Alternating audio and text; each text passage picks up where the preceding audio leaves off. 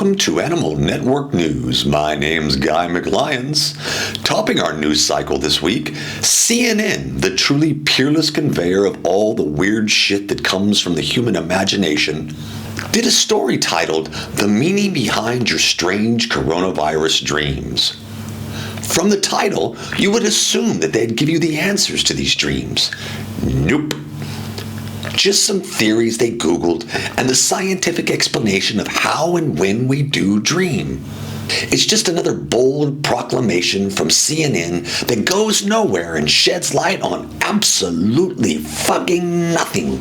It's one of those things that if President Trump had said this, they would have spent days debunking every sentence the orange man said. CNN sucks ass to a straw.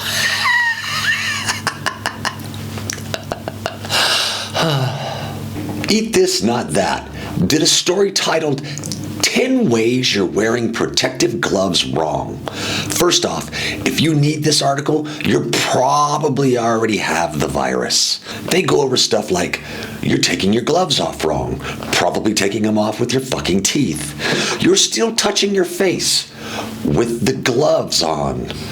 You're cross-contaminating, which basically means you touch a bunch of shit with your gloves and then you eat a fucking cheeseburger with the gloves on.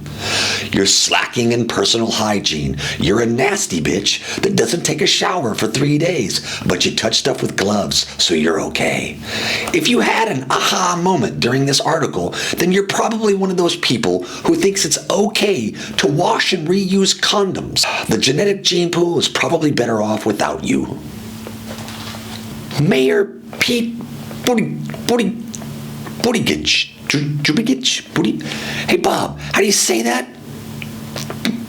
What? That's a real fucking name?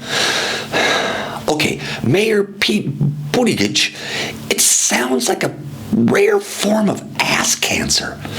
Anyway, Mayor Pete joined The View, shocker, and pleaded with Bernie Bros to back the old senile guy that's still in contention to lose to Donald Trump.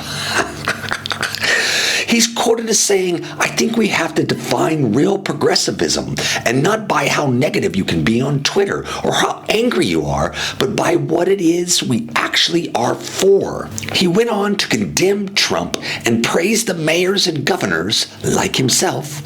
He said he shouldn't make this about political shit, and then he went on and made it political by bringing up race and culture.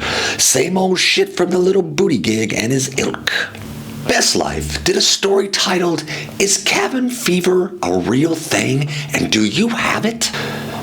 Well, let me tell you, it's a fucking real thing. Humans are not meant to be cooped up in a small room for long periods of time. It can drive them batshit crazy. That's why it's a major form of punishment in almost every country in the world. We put people in confined spaces when they're naughty. The article goes on to say that you should switch up your routine. Don't sit in front of the TV or your phone for too long. Carve out a little space just for you. Doesn't have to be a full room. Could just be the end of the table. Tell everybody to fuck off if they get near you. You need to find the creative side of you. You know, that type of shit. Macrame some fucking bar stools or play lawn darts with your children. Get out there. And by out there, I mean out of your head. Find something out of the ordinary to take your mind off the fact that you're broke, imprisoned, probably drunk, and single. I mean, it will probably only work for a couple of days, but if you can postpone that inevitable mental decay for even a few hours, it's well worth it. You're all gonna fucking go crazy as fuck. Following up on this whole probably gonna go fucking nuts thing in quarantine, Martha Stewart did an article called Science Says Baking Bread Can Help Reduce Stress Related to the Coronavirus Pandemic. I don't know if you've realized this, but I'm a fucking lion. So bread and the shit that goes into making it doesn't interest me in the slightest. But you're human, so you're fucking stupid. So it's probably right up your alley. I understand repetitive shit can be entertaining. I could lay around under my shade tree for hours and chew on the ass bone of something I killed. So I guess For people with cow teeth, pushing in some soft dough might be the cat's meow. People did an article titled Lena Dunham Celebrates 2 Years of Clean and Sober, and then some other shit that doesn't really matter. It's really not worth talking about. It's fucking Lena Dunham. She said something about a couple of years ago. Sober wasn't something she much thought of. But some little voice in the back of her mind said, "Lay it down, Lena, lay it down." Seemed that voice was persistent. It helped her get sober. Good for you, Lena. Good for you. Now, anyone who thinks it's weird that this chick hears voices should probably think about not taking drugs and alcohol themselves. I just don't get these people constantly patting themselves on the back for solving problems in their life that they created, and then expect others should be proud of them. It's called life. We make mistakes, and if we're smart enough, we fix them. Not everyone's a fucking victim, Lena. Yahoo News did a story titled Russia Collecting Intelligence on U.S. Supply Lines and Failures Amidst Coronavirus Crisis, basically saying that spies are watching the U.S. and how they handle the crisis and looking for weaknesses that they might be able to exploit in a future attack or take advantage during a future emergency. First off, is this really an article people need right now? Do we really need to tell people that Russia is watching us to see if this is a good time to start some Red Dawn type shit? Everyone is sitting at home counting toilet paper and shining their favorite pistol. I don't think they need to be daydreaming about a forced camping trip with Patrick Swayze. Second, no shit. Of course the Russians are watching you. As a lion, I can tell you that the enemy works that way. How do you think those stinking hyenas get most of their food?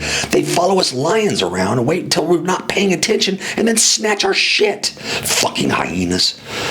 Sorry. Anyway, probably true, but this is probably one of those things that shouldn't be reported on. I'm just saying. On a lighter note, Los Angeles Times wrote about how the wildlife is taking back Yosemite National Park. All the big and little critters are frolicking around the administration building. Bears are coming back in droves. It's good to see my fellow fauna taking back what is rightfully theirs. Don't get me wrong, in a month or so, the little bitches will be scurrying back into the bushes as soon as the park opens and you fucking human ass bags go back to work, pissing and shitting all over everything. You'll be throwing your trash around and pissing and shitting and drinking beer, playing music, scaring all the fucking people. But until then, children of the forest unite. Alyssa Milano, washed-up thespian turned #MeToo advocate, hypocrited her way through a few interviews this week. If you remember her ardent Believe Women campaign during the Brett Kavanaugh hearings, you remember her correctly.